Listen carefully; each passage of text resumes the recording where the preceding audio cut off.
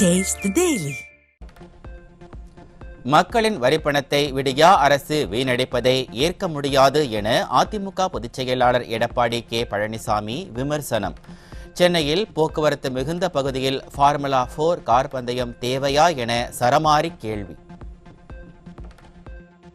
ஏழை எளிய மக்களுடைய வரிப்பணத்தில் சுமார் 42 கோடி ரூபாய் செலவில் இன்றைக்கு நகரத்தினுடைய மையப்பகுதி, அந்த பகுதியில் மருத்துவமனை இருக்கிறது, சென்ட்ரல் ரயில் நிலையம் இருக்குது, தலைமைச் செயலகம் இருக்கின்றது, அங்கே துறைமுகம் இருக்கின்றது.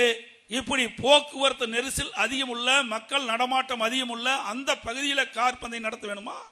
அது அவசியமா?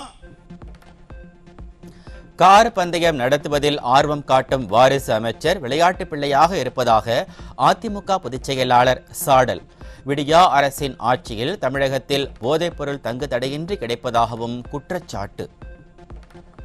பலமுறை நாங்கள் இந்த அரசாங்கத்துக்கு எடுத்து சொல்லிக்கிட்டேன், சட்டமன்றத்திலும் பேசிட்டேன், ஊடகத்தின் வாயிலாக, பத்திரிகையின் வாயிலாக என்னுடைய கருத்தை தெரிவித்திருக்கின்றேன். ஆனால் இந்த அரசு மெத்தன போக்கின் காரணமாக ஒரு திறமையற்ற அரசாங்கம், ஒரு பொம்மை முதலமைச்சர் திரு ஸ்டாலின் இந்த நாட்டை ஆண்டு கொண்டிருக்கின்ற காரணத்தினாலே இன்றைக்கு இதை தடுக்க முடியாம எங்கே பார்த்தாலும் போதைப் பொருள் தடையில்லாமல் கிடைக்குது. கோவை உக்கடத்தில் அதிமுக ஆட்சியில் அடிக்கல் நாட்டி கட்டப்பட்ட பாலத்தை திறந்து வைத்து பயணித்த பொம்மை முதல்வர் ஸ்டாலின். விடியா ஆட்சியில் ஒரு பாலத்தையாவது கட்டியது உண்டா என அதிமுக பொதுச் செயலாளர் எடப்பாடி கே பழனிசாமி நறு கேள்வி. இந்த 2 நாளைக்கு முந்தி கூட கோவையில் உக்கடம் பாலம் 480 கோடி ரூபாயில் அனைத்து இந்திய அண்ணா திராவிட முன்னேற்ற கழக ஆட்சியில் இருக்கின்ற பொழுது நான் அறிவிக்கப்பட்ட பாலம், நான் அடிக்கல் நாட்டின பாலம், நான் இருக்கின்ற பொழுது இந்த பாலத்தை கட்ட ஆரம்பிச்சேன். வேணுமெனே திட்டமிட்டு விடியா திமுக ஆட்சி பொறுப்பேற்று 3 ஆண்டு காலம் அப்படியே மெதுவா கொண்டு போய் இப்ப திறந்து வச்சிருக்காரு. அதுல அந்த பாலத்தை வழியா அவர் போறாரு. பரவாயில்ல, நாம கட்டின பாலத்தில் அவர் போறாரு, ஒத்துக்கிறார். அவர் கட்டின பாலத்தில் போகல, நாம் கட்டி முடிக்கப்பட்ட அந்த பாலத்தை திறந்து அவர் அந்த பாலத்தை வழியே செல்றார். இதுதான் அதிமுக அரசுடைய சாதனை என்பதை திரு ஸ்டாலின் புரிந்து கொள்ள வேண்டும். சேலம் மாவட்டம் எடப்பாடி ஆலச்சம்பாளையம் நகராட்சி நடுநிலைப்பள்ளியில் புதிய வகுப்பறை கட்டடங்களை அதிமுக பொதுச் செயலாளர் எடப்பாடி கே பழனிசாமி திறந்து வைத்தார். பள்ளி மாணவர்களுக்கு இனிப்பு வழங்கி மகிழ்ச்சி தெரிவித்தார். விழுப்புரத்தில் பெய்த கனமழையால் புதிய பேருந்து நிலையம் ஏரிபோல் மாறிய அவலம். பேருந்து ஓட்டுநர்களும் பயணிகளும் கடும் அவதி. விழுப்புரத்தில் கடந்த 24 மணி நேரத்தில் 22 சென்டிமீட்டர் அளவிற்கு பெய்த கனமழை. ஒரு சொட்டு தண்ணீர் கூட நிற்காது என அமைச்சர் பொன்முடியும் ஆட்சியரும் கூறிய நிலையில் பேருந்து நிலையமே தண்ணீரில் மூழ்கியிருப்பதால் மக்கள் கடும் அவதி. இந்த தண்ணி எல்லாம் எங்களால காலை வைக்க முடியல. யூரின் எல்லாம் பாஸ் பண்றாங்களா, அதுல இருந்து வர இது கிருமி தானே, எங்களுக்கு தொற்று உண்டாகும் இல்லையா, எங்களால முடியாது. வெளியே நின்று இருக்கிறோம் பாருங்க, உள்ள போக முடியாது. பஸ் ஸ்டாண்டு கட்டினதுலேருந்து இதே பிரச்சனை தான். ஒரு நாள் கூட தண்ணி நிற்கும், மழை பெஞ்சுன்னா தண்ணி நிற்கும். அந்த இது கொஞ்சம் மழை பெஞ்சாவே போதும், முட்டிக்கால இந்த தண்ணி கண்டிப்பாக நிற்கும். இதுக்கு சொல்யூஷனும் இது வரைக்கும் எந்த சொல்யூஷனும் இது வரைக்கும் வந்த மாதிரி தெரியல. மழை காலங்களில் இது போல் அவல நிலை தான் தொடர்ந்து நாங்கள் பார்த்துட்டு இருக்கிறோம். இது இன்றைக்கி நேரத்தில் தொடர் கதையாகவே இருக்குது. ஆனால் டிவியில் முதல்வரும் சொல்கிறாரு, அமைச்சர்களும் ஆய்வு பண்ணுறாங்க. ஆய்வு பண்ணும்போது பார்த்தீங்கன்னா ஒரு சொட்டு தண்ணி நிற்காது, மக்களுக்கு எந்த நிலையும் பாதிக்க வராது அப்படின்னு தான் சொல்கிறாங்க. இதோ இன்றைக்கி பார்த்தீங்கன்னா என் முட்டிக்கால் லெவலுக்கு தண்ணி இருக்குது. மக்கள் ரொம்ப அவதிப்பட்டு தான் போகிறாங்க. இந்த நிலை தொடர் கதையாகவே இருக்குது. அமைச்சர்கள் ஆய்வு பண்ணி எந்த பிரயோஜனமும் இல்லை. முதல்வரே சொல்லிட்டார், ஒரு சொட்டு தண்ணி நிற்காதுன்னு சொல்லிட்டாரு. ஆனால் இது வரைக்கும் எந்த பயன்பாடு, இதே விழுப்புரம் நிலைக்கு இந்த தொடர் கதையாகவே இருக்குது.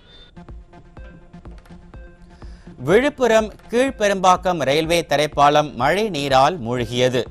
தரைப்பாலத்தில் போக்குவரத்து துண்டிக்கப்பட்டிருப்பதால் 3 கிலோமீட்டர் சுற்றிச் செல்லும் வாகன ஓட்டிகள்.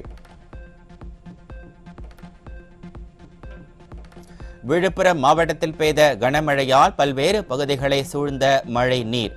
விழுப்புரம் நகரின் பல்வேறு பகுதிகளிலும் மரக்காணம் பூமீஸ்வரர் கோவிலிலும் மழைநீர் சூழ்ந்து பொதுமக்களும் பக்தர்களும் அவதி. தமிழகத்தில் காஞ்சிபுரம், வேலூர், திருப்பூர், திண்டுக்கல் உள்ளிட்ட பல்வேறு மாவட்டங்களில் கொட்டி தீர்த்த கனமழை. தண்ணீர் பெருக்கெடுத்து ஓடியதால் பொதுமக்களின் இயல்பு வாழ்க்கை பாதிப்பு.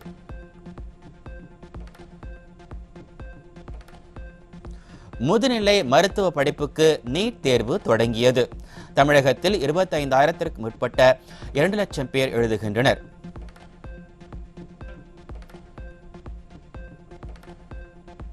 கோவை மாவட்டம் உக்கடம் ஆத்துப்பாலம் மேம்பாலத்தை பார்வையிட்டார் முன்னாள் அமைச்சர் SP வேலுமணி. கழக நிர்வாகிகளும் பொதுமக்களும் உற்சாக வரவேற்பு. கோவை மாவட்டம் உக்கடம் அருகே முதலமைச்சர் தொடங்கி வைத்த பாலத்தில் கட்டுமான பணிகள் முழுமையாக முடிக்கப்படவில்லை. பால பணிகளை முழுமையாக விரைந்து முடிக்க தேவையான நடவடிக்கைகளை எடுக்க விடியா அரசுக்கு அதிமுக முன்னாள் அமைச்சர் SP வேலுமணி வலியுறுத்தல். இந்த திட்டத்தை நேற்றைய தினம் மாண்புமிகு தமிழ்நாடு முதலமைச்சர் அவர்கள் இன்றைக்கு கோவைக்கு சென்று வந்து திறந்து வைத்தார்கள். இந்த திட்டத்தில் முழுமையா இந்த நம்ம சுங்கம் செல்லக்கூடிய அந்த பாதையில் இன்னும் வேலை முழுமையாக முடிவடையாமல் இருக்கிறது. இன்றைக்கு திமுக ஆட்சிக்கு 3 வருடம் ஆகிறது. அதாவது நிதி ஒதுக்கப்பட்டு அரசாணை வெளியிட்டு அந்த பால வேலையும் அதிகமாக முடிக்கப்பட்டு எடப்பாடி முதலமைச்சர் அவருக்கு முடித்தது.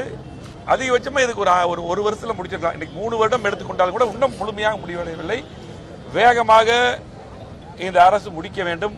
நெடுஞ்சாலைத்துறை அந்த துறை இந்த நிர்வாகம் மாவட்ட நிர்வாகம் வேகமாக முடிக்க வேண்டும். கோவை விமான நிலைய விரிவாக்க பணிகளை விரைந்து முடிக்க வேண்டும். கோவைக்கு அதிமுக ஆட்சியில் கொண்டு வந்த திட்டங்களைத்தான் தற்போது விடியா திமுக அரசு திறந்து வைக்கிறது என தலைமை நிலைய செயலாளரும் முன்னாள் அமைச்சருமான SP வேலுமணி விமர்சனம். விமான நிலைய விரிவாக்கம் எடப்பாடியார் இருக்கும் போதே சீஃப் செக்ரட்டரி அனுப்பி நான் தான் அமைச்சராக இருந்து மீட்டிங் போட்டு நிலநடுப்பெல்லாம் நிதி ஒதுக்கி முடிக்கப்பட்டிருக்கிறது எடுத்துட்டு இருக்காங்க. இன்னைக்கு எல்லாம் ஓரளவுக்கு முடிஞ்சிச்சு. அது உடனடியாக விமான நிலைய விரிவாக்கத்தை கொண்டு வர வேண்டும். இப்போ கூட பார்த்தீங்கன்னா நேற்றைய தினம் வெளிநாட்டுக்கு ஒரு விமானம் போகுது. இன்னைக்கு காலையிலிருந்து போகுது. அது கூட நம்ம இண்டிகோ மேனேஜருக்கு போய் நாங்களாம் பால் சொல்லிட்டு அதை நீண்ட நாள் எதிர்பார்ப்பு விரிவாக்கம் ஆச்சுன்னா இன்னும் பார்த்தீங்கன்னா இன்னும் துபாய் நேரடியாக இன்னும் நிறைய கண்ட்ரிக்கு போகும். எங்களுடைய கோயம்புத்தூருக்குரிய தொழில் உற்பத்தி பெருகும். அதே போல கட்டமைப்புகள் பெருகும். நிறைய ஐடி கம்பெனிலாம் வருவாங்க. உடனடியாக விமான நிலை விரிவாக்கத்தை செய்யணும். சென்னையில் சிகரெட் வாங்கிவிட்டு பணம் தராமல் மாமூல் கேட்டு கும்பல் ஒன்று கடையை அடித்து நொறுக்கும் CCTV காட்சி.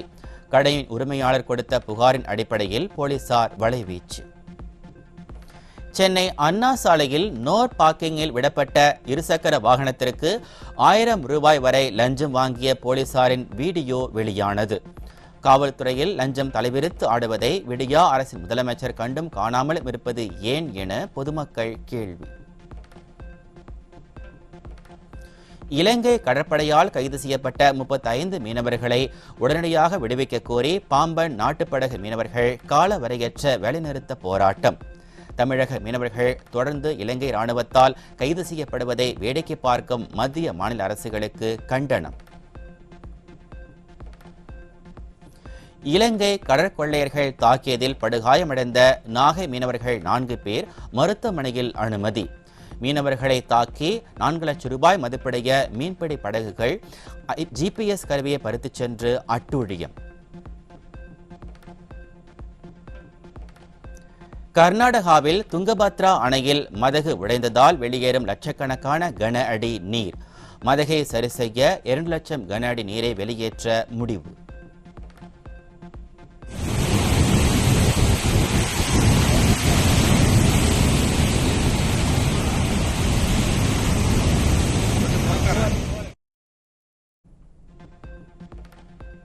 கிருஷ்ணகிரி மாவட்டத்தில் பெய்து வரும் தொடர் மழையால் KRB அணையின் நீர்மட்டம் உயர்வு. நீர் வெளியேற்றம் அதிகரிப்பால் தென்பெண்ணை ஆற்றங்கரையோர மக்களுக்கு வெள்ள அபாய எச்சரிக்கை.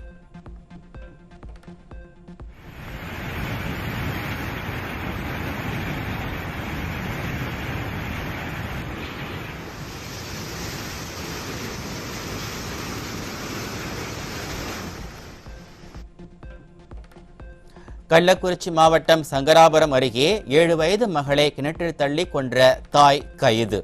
குடும்ப தகராறில் மகளை கொன்ற கொடூரம்.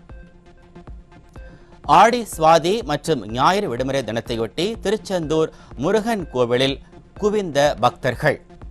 கடலில் புனித நீராடி 4 மணி நேரம் நீண்ட வரிசையில் காத்திருந்து சுவாமி தரிசனம்.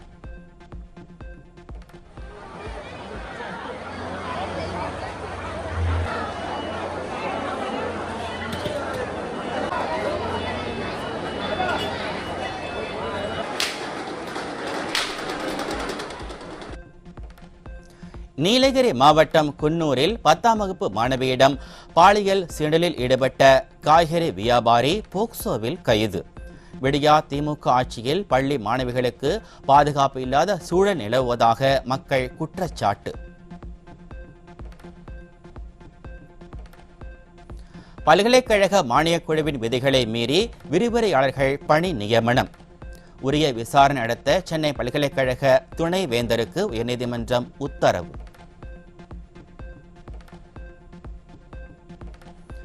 அதானியின் சர்வதேச பங்குகளில் செபி தலைவர் மதாபி புச் மற்றும் அவரது கணவர் முதலீடு செய்தது அம்பலம். ஹிண்டன்பர்க் ஆய்வறிக்கையில் பரபரப்பு குற்றச்சாட்டு. பட்டை தீட்டப்பட்ட வைரக்கற்கள் இறக்குமதிக்கு வரிச்சலுகை தந்த மத்திய வர்த்தக அமைச்சர். பட்ஜெட்டில் வரிச்சலுகை பற்றி குறிப்பிடாமல் சூரத் வைர வியாபாரிகளுக்காக பட்ஜெட் விவாதம் முடிந்ததும் குஜராத் மாடல் அரசு நாடகம்.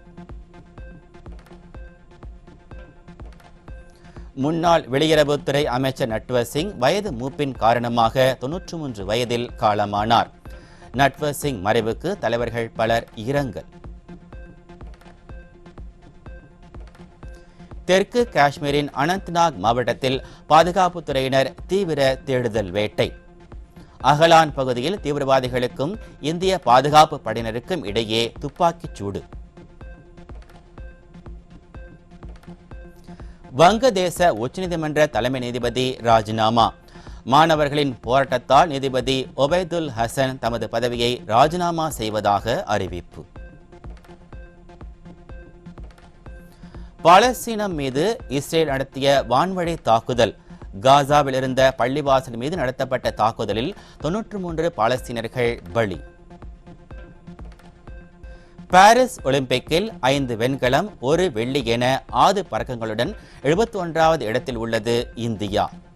39 தங்கம் உட்பட 90 பதக்கங்களுடன் முதல் இடத்தில் சீனாவும் 38 தங்கத்துடன் 2வது இடத்துக்கு தள்ளப்பட்டது அமெரிக்கா. ஒலிம்பிக் விளையாட்டு வீரர்கள் ஆணைய துணைத் தலைவராக இந்திய வீரர் தேர்வு. முன்னாள் இந்திய துப்பாக்கிச் சுடுதல் வீரர் அபினவ் பிந்த்ரா தேர்வு செய்யப்பட்டதற்கு பலரும் வாழ்த்து. ஜெர்மனியில் நடைபெறும் டென்னிஸ் இறுதிப் போட்டியில் இந்தியா பிரான்ஸ் மோதல். ஜீவன் விஜய் இணை பிரான்சின் தியோ மற்றும் பிரான்சின் ஓர்லாண்டோ லெஸை எதிர்கொள்கிறது.